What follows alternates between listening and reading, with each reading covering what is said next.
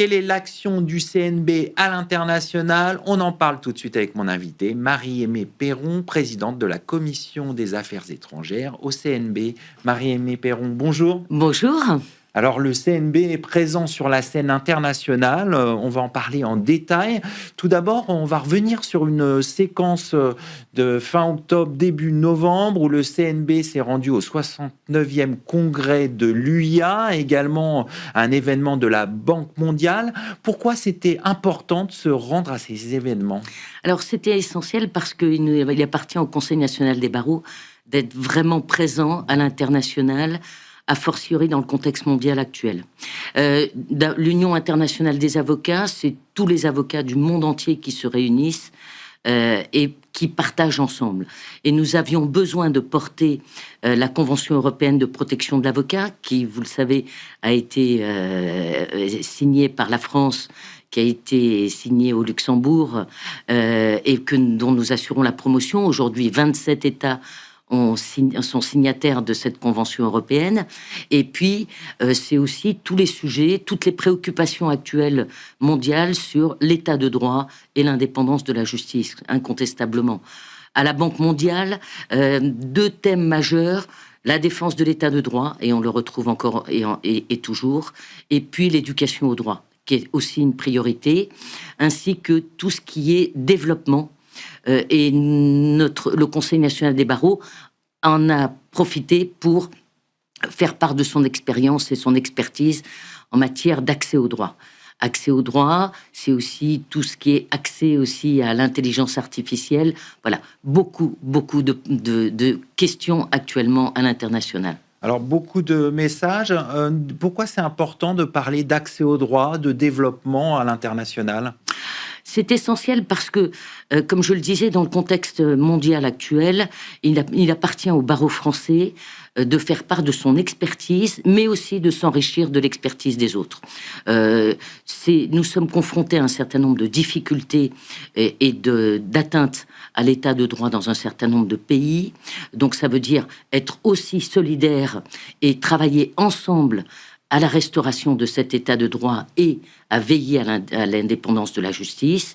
Et puis, c'est aussi, nous enrichir de toutes ces expériences. Je parle de l'intelligence artificielle.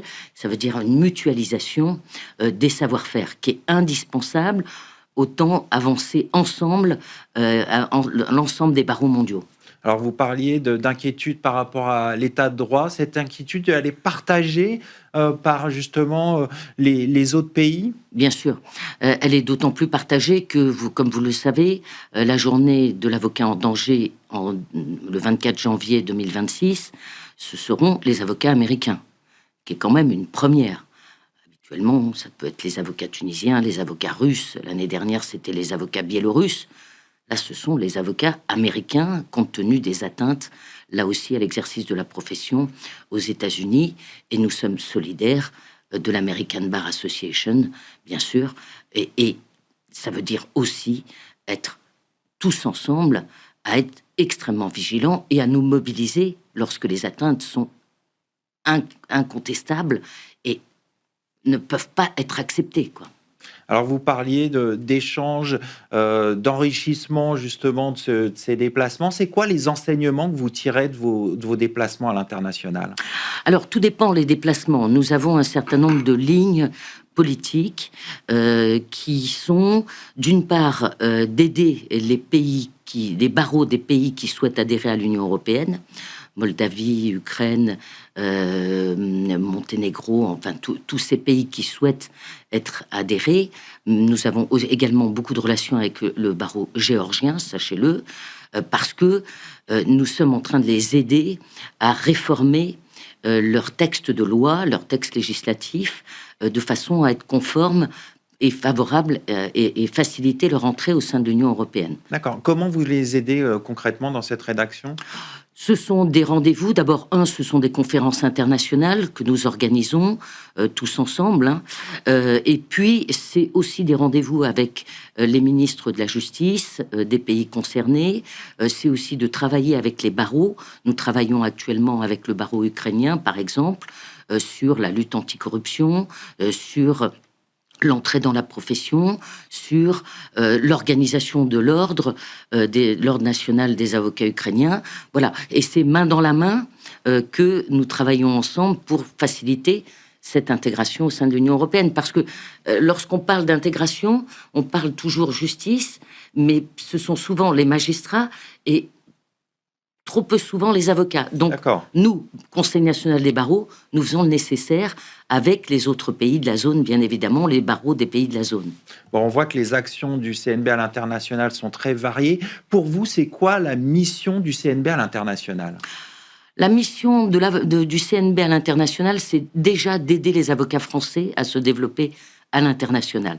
C'est fondamental qu'ils aient ce réflexe international, et donc nous organisons avec tous les barreaux et tous les représentants internationaux des barreaux une facilitation de leurs relations, et c'est par exemple de leur mettre des documents à disposition, des conventions de jumelage, mais c'est aussi faciliter le quotidien de l'avocat, c'est-à-dire d'aider l'avocat à se développer à l'international.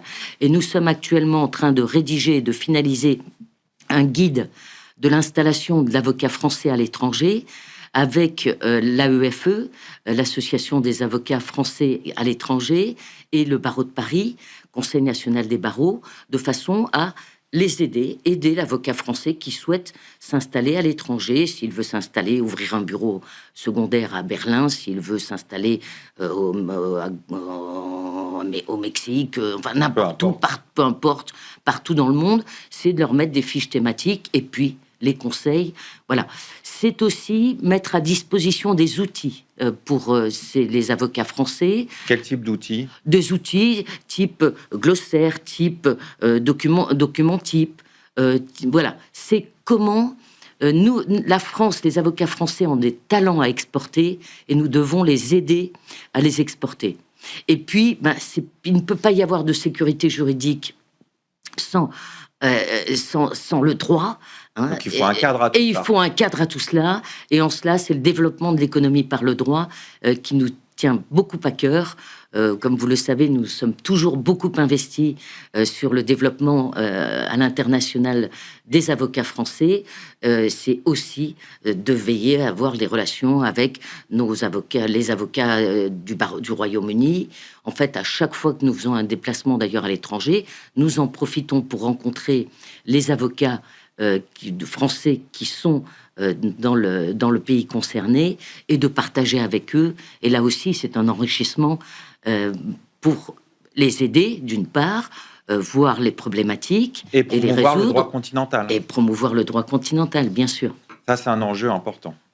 Fondamental. Promouvoir le droit continental, même dans le cadre de l'arbitrage, par exemple. Trop souvent, ce sont les systèmes anglo-saxons. Très bien. Il nous appartient à nous de nous battre et de défendre le droit continental. Il nous appartient à nous aussi de défendre la francophonie. Et c'est une de nos actions, ce sont nos actions également. On va conclure là-dessus. Merci Marie-Aimée Perron. Je rappelle que vous êtes présidente de la commission Affaires étrangères du CNB. Merci beaucoup. On continue cette émission. On va s'intéresser aux litiges sériels à l'aune du rapport du Club des juristes.